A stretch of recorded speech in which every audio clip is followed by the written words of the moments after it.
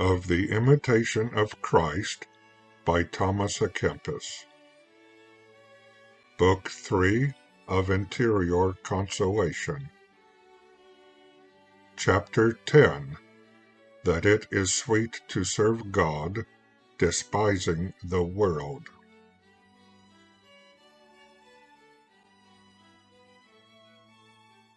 Now will I speak again, O Lord, and will not keep silence. I will say in the hearing of my God, my Lord and my King, who is on high. O how great is the multitude of thy sweetness, O Lord, which thou hast laid up for them that fear thee. But what art thou to those who love thee? What to those who serve thee with their whole heart? Unspeakable indeed is the sweetness of that vision of thee, which thou bestowest on those who love thee. In this hast thou signally shown me the sweetness of thy love, that when I was not, thou didst make me, and when I was wandering far from thee, thou didst bring me back to serve thee, and didst bid me love thee. O fount of ever-flowing love, what shall I say of thee? How can I forget thee, who hast deigned to think of me, even after I had wasted away and was lost? Thou hast shown mercy beyond all hope to thy servant, and beyond all my desert, bestowed thy grace and friendship on me. What return shall I make to thee for this grace? For it is not granted to all to forsake all things, to renounce the world, and take on them the monastic life. Can it be much to serve thee, whom every creature is bound to serve?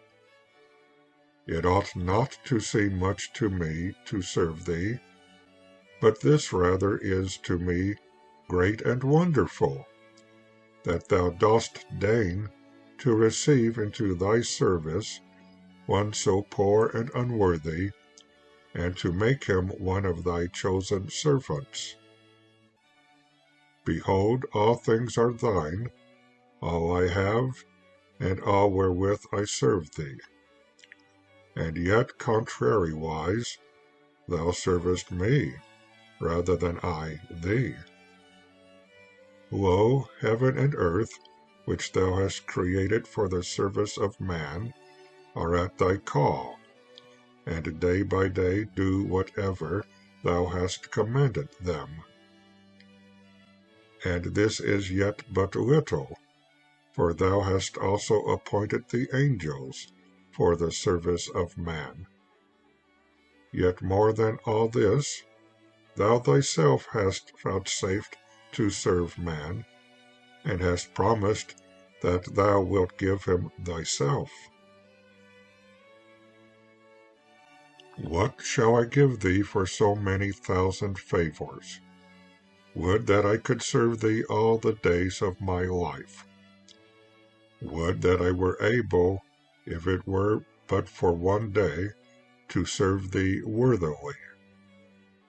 Verily, thou art worthy of all service, of all honor, and eternal praise.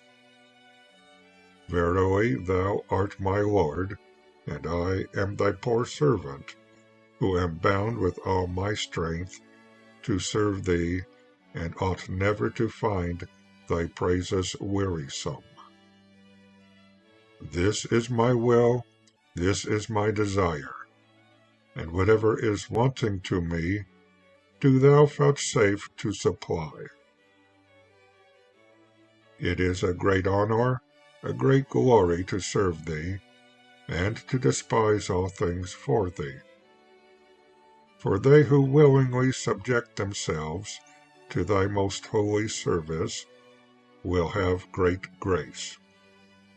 They will find the most sweet comfort of the Holy Spirit, who for the love of thee have cast away all carnal delights. They will gain great freedom of mind, who for thy name's sake enter upon the narrow way and lay aside all worldly care. O pleasant and delightful service of God, by which a man is made truly free and holy.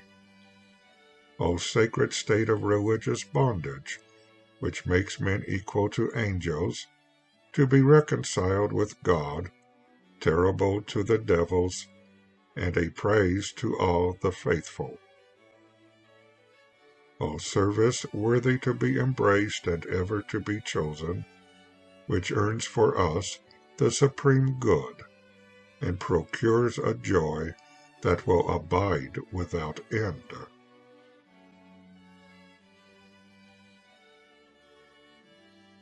And that concludes Chapter 10 of Book 3 of the Imitation of Christ.